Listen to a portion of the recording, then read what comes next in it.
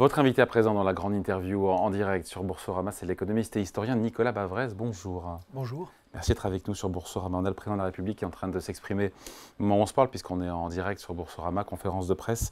Il nous a dit quand même, hier au Figaro, c'est intéressant, j'y vais pour gagner. J'ai envie de vous faire réagir à brûle pour point. J'y vais pour gagner. Je pense que d'une certaine manière, ça exprime tout le paradoxe de ce que nous vivons. D'abord, c'est lui qui y va. Normalement, ce sont des élections législatives. J'y vais pour gagner. C'est vrai que je pense que c'est extrêmement improbable compte tenu de la situation politique de notre pays. Donc je crois qu'il faut revenir quand même au caractère vraiment inédit, historique de ce que nous vivons. Il a eu tort ou il a raison? D'abord. Il a eu tort ou raison de dissoudre? Alors, là où c'est historique, jamais dans l'histoire de notre pays, même dans les années 30, l'extrême droite n'a eu 40% des voix dans une élection nationale, et donc par ailleurs tout le monde convient qu'elle a été régulière. Donc, par ailleurs, c'est vrai que le gouvernement de Gabriel Attal était complètement en bout de course. Donc finalement, en apparence, c'est logique. Regardez ce qui s'est passé dans les pays comparables. Quand la coalition de Mario Draghi s'est défaite, le président Mattarella a convoqué des nouvelles élections. Ça a donné l'élection. Une tradition en Italie, ça, d'avoir des élections législatives. Oui, mais pas. Pedro Sanchez en Espagne, à la suite de la déroute des régionales, a également choisi de retourner devant les électeurs. En ce moment, au Royaume-Uni, Rishi Sunak, là encore, a pris acte du fait qu'il n'arrivait plus à gouverner, et donc il a décidé des élections anticipées qui vont aussi se dérouler en juillet. Là où je pense quand même que cette décision d'Emmanuel Macron peut être vraiment mise en doute et questionnée, c'est le timing, j'allais dire la précipitation, puisque on a besoin d'avoir un vrai débat aujourd'hui sur l'orientation de notre pays qui est dans une impasse complète. Mais pas en moins de 3 semaines. Mais là, on voit très bien que, au-delà des recompositions, ce que le président de la République appelle clarification, mais on voit plutôt pour l'instant de la confusion, de toute manière, il n'y aura pas de débat. C'est un coup de dé, un coup de poker. Et en réalité, c'est pour ça que j'y vais, je trouve que c'est que le président sacrifie son parti, sa majorité, mais aussi notre pays. Parce que c'est l'autre dimension qui est la dimension réelle, c'est que convoquer des élections dans cette précipitation et dans la situation où se trouve le pays, c'est complètement irresponsable. Je rappelle qu'il y a des Jeux Olympiques qui ont soi-disant été préparés depuis des années et qui devaient être, qui sont décisifs pour l'image de notre pays normalement. Donc ça aurait pu attendre la rentrée. Ils vont démarrer. Alors je vais revenir sur ce que je pense qui aurait pu être fait, mais nous avons une dette qui est sortie de tout contrôle avec la pression des marchés, et on voit quand même que ça commence à peser. Une économie qui est bloquée. Je rappelle quand même qu'il y a une quasi-guerre civile qui se poursuit aujourd'hui en Nouvelle-Calédonie au passage. Et par ailleurs, évidemment, une situation stratégique très compliquée avec la pression de la Russie sur l'Ukraine, mais aussi sur toute l'Europe. Et donc, sans aucune préparation, de manière complètement improvisée, lancer ça, c'est déraisonnable. Et pour répondre à votre question, est-ce qu'il y avait une autre manière de faire? Je pense que oui. C'est-à-dire que je pense qu'il était légitime de retourner devant les électeurs, mais je crois que d'une manière, la séquence aurait dû être inverse, c'est-à-dire que la coalition du centre pour laquelle plaide Emmanuel Macron en ce moment même, je pense qu'il fallait la négocier avant de dissoudre. Et qu'aujourd'hui, on voit très bien qu'en réalité, il y a quoi à négocier avec qui aujourd'hui, quand on voit le Front populaire exactement, aujourd'hui, version 2024 à gauche et la moitié du DLR qui va partir. Vous avez tout dit. C'est-à-dire qu'aujourd'hui, le président de la République, sous l'appellation de bloc central, en réalité, demande aux Français de réinvestir la majorité présidentielle, avec peut-être quelques ajouts de la partie des Républicains qui n'iront pas au Rassemblement national. Et compte tenu du message envoyé par les Français dimanche dernier, ça paraît très improbable. Et plus le président de la République, je pense, va se mettre en avant, et plus il obtiendra un vote négatif de la part des Français. Il vient de déclarer qu'à propos de ceux qui parlent d'une possible démission de sa part, c'est absurde, quelle que soit l'issue des législatives. J'allais dire, on verra bien. C'est vrai que la Ve République donne au président de la République des pouvoirs qui sont considérables. Il est vrai. Rien ne le contraint à démissionner, même s'il y a une majorité absolue pour le RN. Rien ne le contraint à démissionner. On a connu des cohabitations précédentes, mais d'abord, la psychologie d'Emmanuel Macron est très très différente de celle de François Mitterrand ou de Jacques Chirac.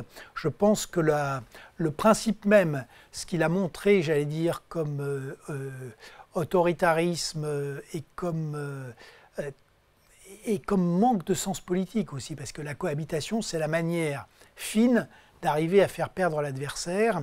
Et ça, se faire réélire derrière. Sauf que là, il n'y a pas de réélection possible pour le président de la République. Et là, l'autre chose, c'est que je pense que si c'est surtout en cas de majorité absolue du Rassemblement national, on aura très vite un bras de fer.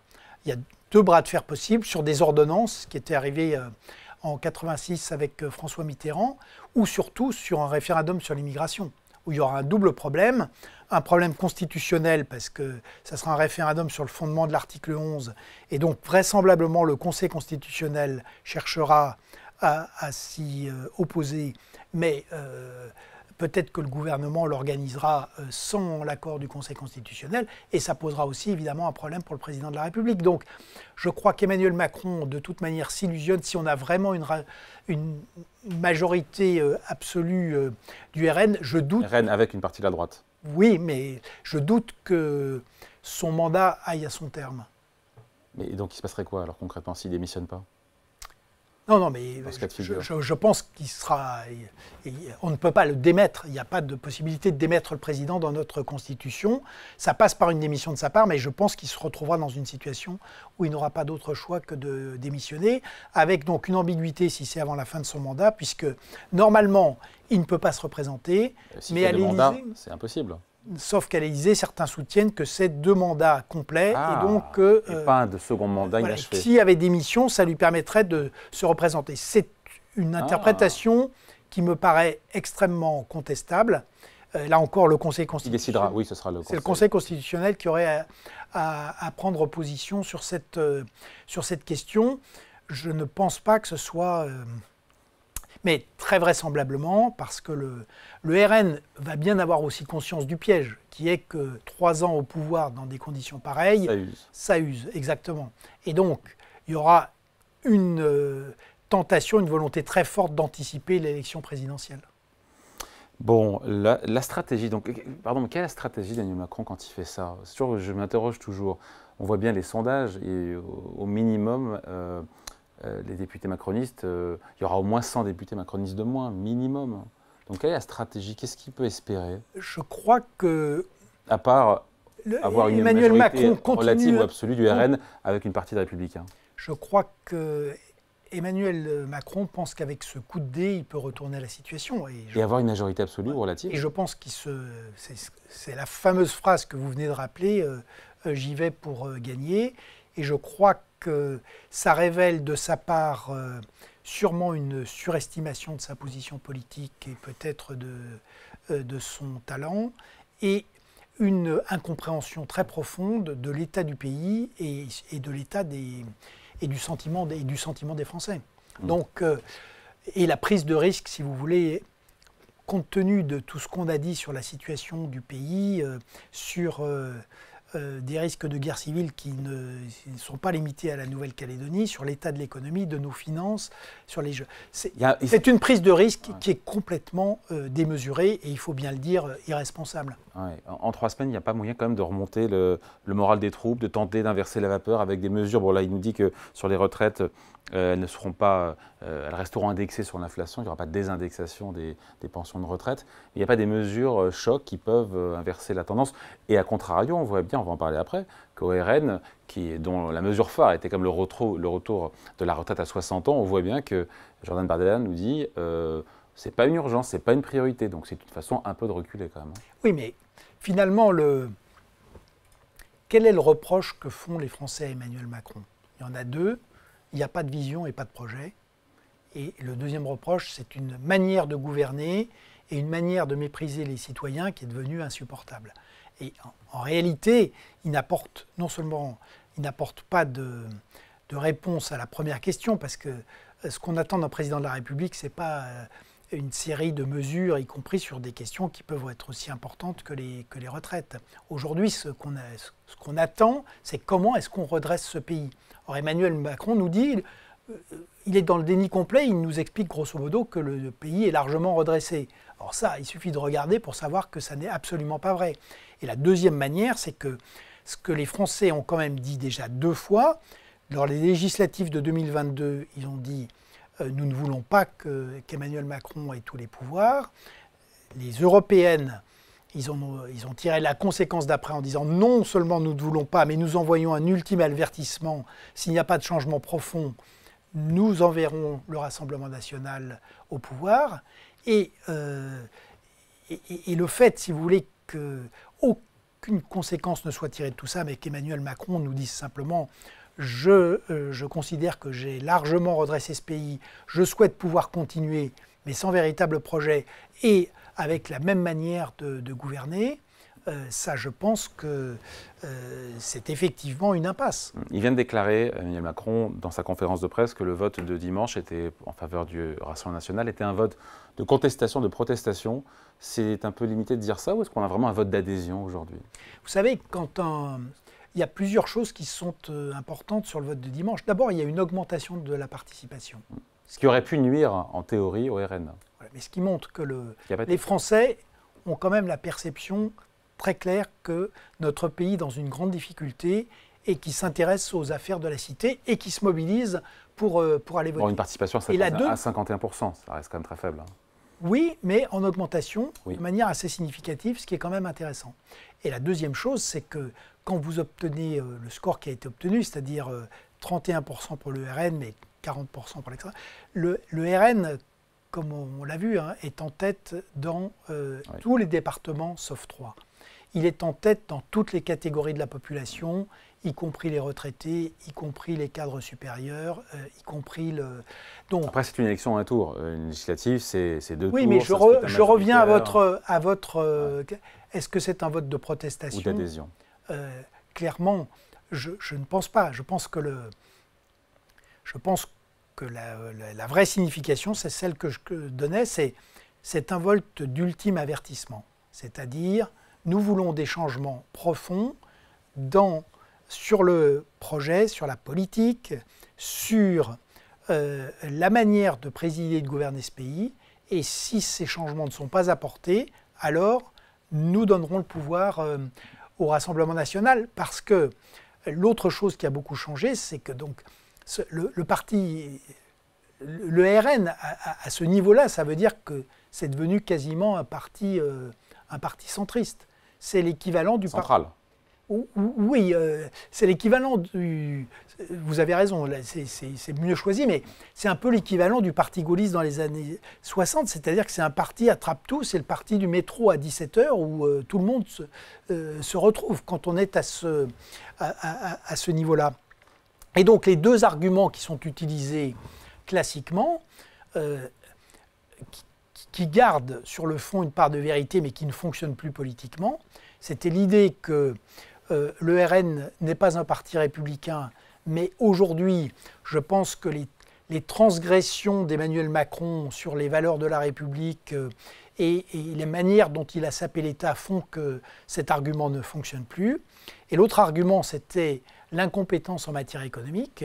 Mais là, ce qui s'est passé sur la... Le taux de chômage a quand même beaucoup baissé en France. Oui, mais ce qui s'est passé, par exemple, sur la dette, la perte de contrôle complète des finances. Mais les Français y étaient favorables, sur les mesures pendant le Covid, de soutien, sur les mesures pour accompagner le bouclier tarifaire sur l'électricité. Les Français y étaient favorables, il y avait une facture à payer après.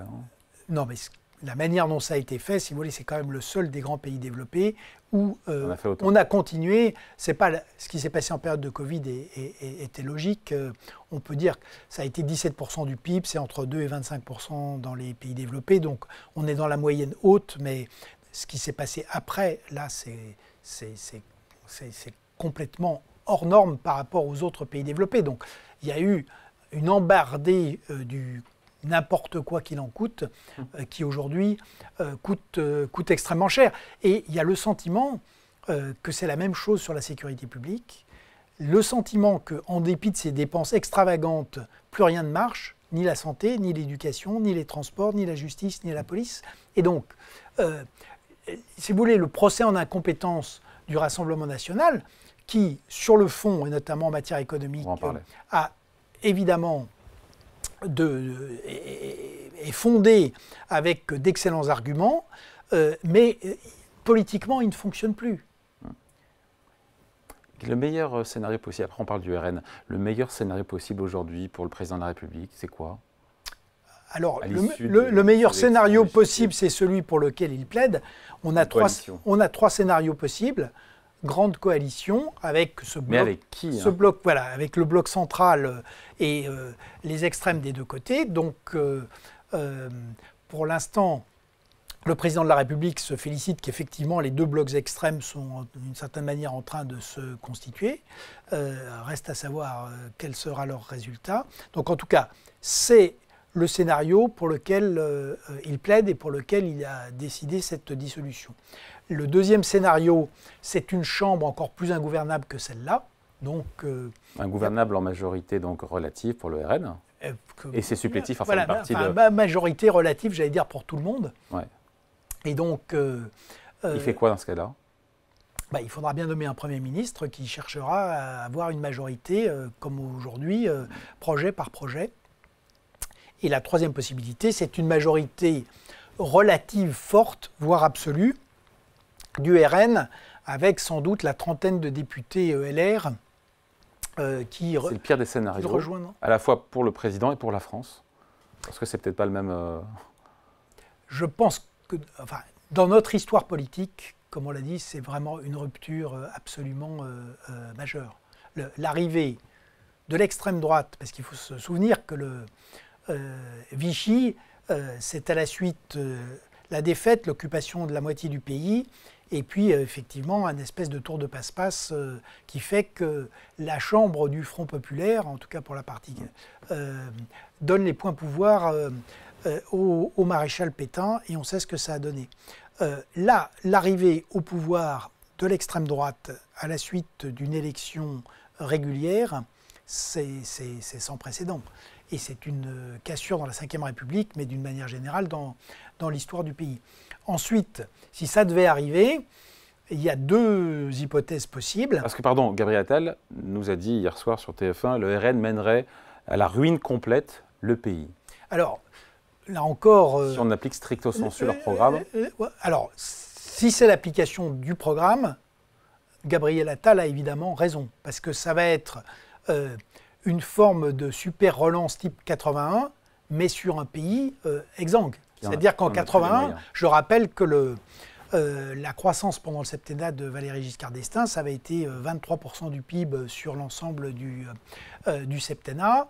Le chômage montait, mais n'avait rien à voir avec ce qu'il est aujourd'hui. Et surtout, la dette publique était à 20% du PIB. On en avait les moyens. Aujourd'hui, on appliquerait ça à un pays où il n'y a plus de croissance, où la productivité diminue, en déficit de 5% du PIB et même de plus de 5% du PIB, des comptes extérieurs pratiquement à 4% du PIB et une dette publique de 3100 milliards. Donc là, les choses iront extrêmement vite. Et il y aura une... Sauf si le RN se renie, ce que certains disent, à savoir, on le voit bien sur la réforme des retraites, dans ce cas-là, elle doit être abrogée, c'est la priorité. Ce qu'il faut avoir en tête, c'est qu'il y aura un choc financier sur la France, mais un choc aussi sur la zone euro, parce que là, la France est systémique, et donc on va rentrer dans une période de turbulence. Pour l'instant, il n'y a pas de choc, pardon, on voit bien les taux d'intérêt à 10 ans, on les scrue comme laisse sur le feu ici sur Boursorama, on est passé, il y a une semaine, on était à 3%, on est passé à 3,30, sur le 10 ans français, on est à 3,25, on sent qu'il y a une tension, mais il n'y a pas de panique, on sent la peur monter, mais il n'y a pas de panique encore pour l'instant. On est bien d'accord, mais quand même, il y a une prime de risque qui maintenant représente 60 points de base, et surtout, pour l'instant, on est dans l'attente du résultat. Alors ensuite, donc, l'hypothèse où on applique le programme tel qu'il est aujourd'hui, comme je vous dis, c'est une forme de 81, mais sur un pays qui est extrêmement dégradé. Et donc là, les choses iront très vite. Ensuite, l'autre hypothèse, c'est ce qu'on peut dire une forme de mélonisation du Rassemblement national, Donc, qu'est-ce que c'est que Madame Meloni, qui a réussi à s'installer durablement en Italie, qui reste très populaire et qui vient de faire un très bon score aux élections européennes. Donc, la stratégie union des droites, qui correspond sur le plan politique, et ensuite, conservatisme sur les valeurs, plutôt favorable à une économie plutôt libérale et aux entreprises sur le plan économique, très dur sur la sécurité et l'immigration. Et ce pourrait être le positionnement du RN? Et ça suppose, mais si le RN fait ça, il prend quand même à revers le cœur de ce qui a été son électorat dans les dernières décennies. Qu'est-ce qu'il y a d'inquiétant dans le programme économique? On est sur Ecorama. Dans le programme économique, pour l'instant qu'on connaît, il y aura peut-être d'autres mesures qui seront annoncées dans les prochains jours. Qu'est-ce qui fait peur d'un point de vue économique et qu'est-ce qu'on peut garder dans le programme? La grande inquiétude, c'est pratiquement 100 milliards d'euros de dépenses nouvelles. En même temps, la TVA sur les carburants est passée de 20 à 5,5%. Les Français sont d'accord. Non mais voilà, ensuite, que certaines de ces mesures soient populaires, c'est tout à fait possible. Reste à savoir ensuite leur manière.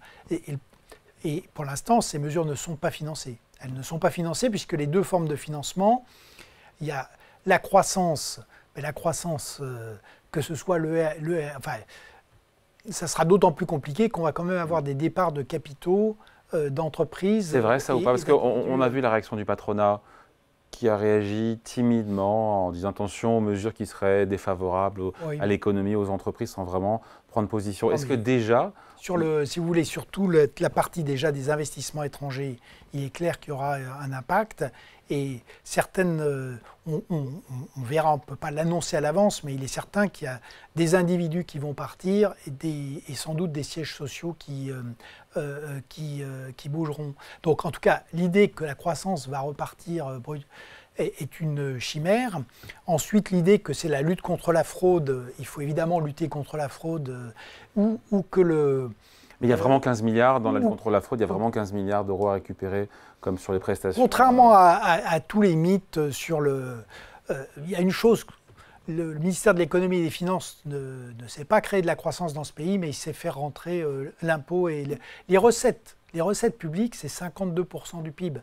Et c'est vrai que, et avec une assez grande tolérance en réalité, et finalement peu.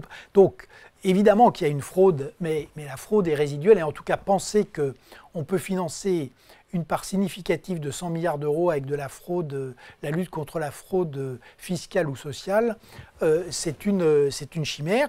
Alors ensuite, il reste les surprofits, mais les surprofits, comme on l'a dit, ça a été déjà exploré par l'actuel. En réalité, les surprofits, il y a eu, avec le choc énergétique, la Covid, des entreprises qui ont effectivement fait des bénéfices importants. Alors je ne sais pas comment on est censé aller les rattraper 2 ou 3 ans après. Et en tout cas, aujourd'hui, si vous voulez, dans l'état de dureté du système économique mondial, les surprofits... vous pensez que le RN, en tout cas, va se normaliser dans son programme économique?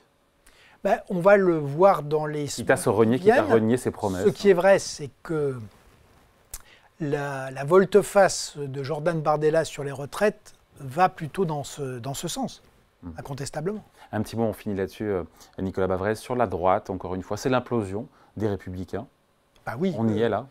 Sachant que, encore une fois, la plupart des ténors de la droite, on ne va pas tous les citer, mais Bruno Retailleau, Laurent Wauquiez, Xavier Bertrand, Gérard Larcher appellent tous évidemment à la démission d'Éric Ciotti.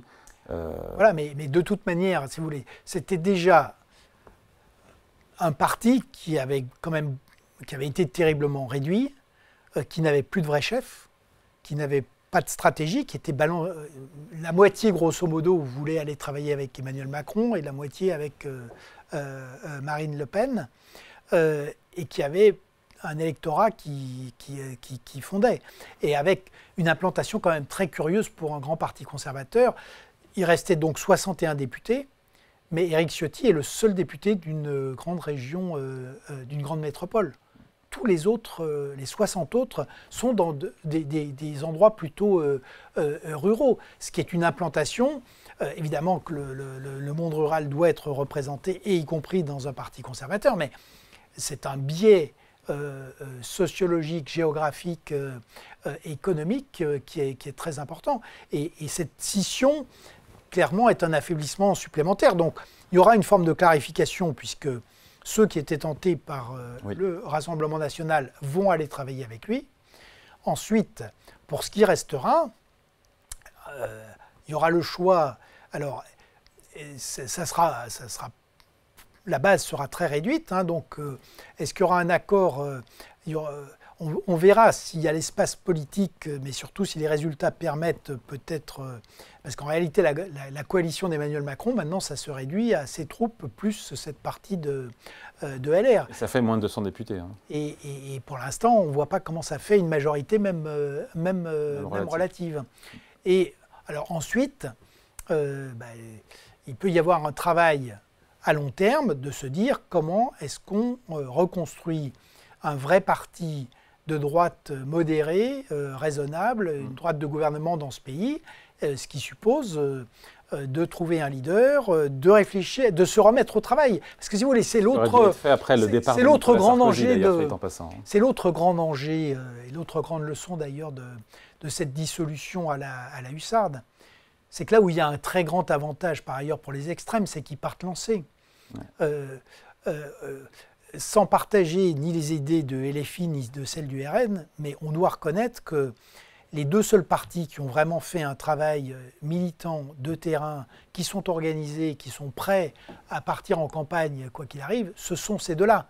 Tous les autres, en réalité, sont à la fois désunis, sans vraie stratégie, sans vraie... Et donc, si vous voulez, ça donne une énorme asymétrie. Et donc, une des autres leçons quand même, c'est que quoi qu'il arrive, il va falloir que tout le monde se remette sérieusement au travail. Et puis, le dernier mot, c'est pour dire que donc, je pense que cette circonstance politique, cette dissolution est parfaitement irresponsable, qu'elle est totalement précipitée. Bon, maintenant qu'elle est décidée, les citoyens vont quand même être devant une responsabilité immense. Et que c'est vrai que rarement dans notre histoire, dans un moment aussi précipité, dans une confusion aussi grande, la responsabilité des citoyens aura été aussi déterminante. Donc ça veut dire qu'il faut que les Français aillent voter, évidemment, alors qu'on va être dans une période de début des vacances. Et il faut quand même qu'ils réfléchissent bien. Toute une partie des votes récents ont quand même été dominés par les passions, la colère, les émotions. Cette fois-ci, il faut vraiment raisonner politiquement, raisonner à long terme, penser aux générations futures et penser à l'intérêt du pays. Ouais, on finit là-dessus. On n'a pas du tout parlé de la gauche, mais c'est vrai que dans le programme économique qu'on n'a pas encore du Front populaire, du nouveau Front populaire, vous en pensez quoi? Parce qu'on ne sait pas bien encore. Pour l'instant, il n'y a pas de... il y a cette puissance du slogan du Front populaire qui, évidemment, dans notre histoire, et qui est pratiquement inarrêtable en termes de symbole. C'est pour ça que même des gens qui étaient opposés à la NUPES comme Madame Delga se rallient. Le problème, c'est de savoir... il y a quand même des oppositions qui sont majeures sur la politique étrangère, évidemment, le Moyen-Orient, l'antisémitisme, l'islamisme, qui est un problème majeur intérieur, et puis, évidemment, aussi sur l'Europe et sur l'économie. Donc, pour l'instant... on sait que il y a deux négociations qui ont lieu. Les négociations sur les circonscriptions des uns et des autres, et l'autre négociation, c'est sur, j'allais dire, les grands marqueurs qui seront derrière cette campagne. Donc pour l'instant, comme on ne les a pas, c'est vrai que on ne peut pas se prononcer. On comprend bien que c'est très difficile à partir de positions aussi divergentes que de faire. Donc autant on voit bien la puissance politique du slogan d'un nouveau Front populaire, mais ce qui a derrière, c'est vrai que la puissance... Ça devra se clarifier aussi. La puissance du slogan, pour l'instant, permet de masquer les conflits en réalité très grands, les conflits politiques fondamentaux. Allez, merci pour cet entretien. Nicolas Bavrez, donc invité de la grande interview en direct sur Boursorama. Toujours un plaisir, merci. Merci beaucoup.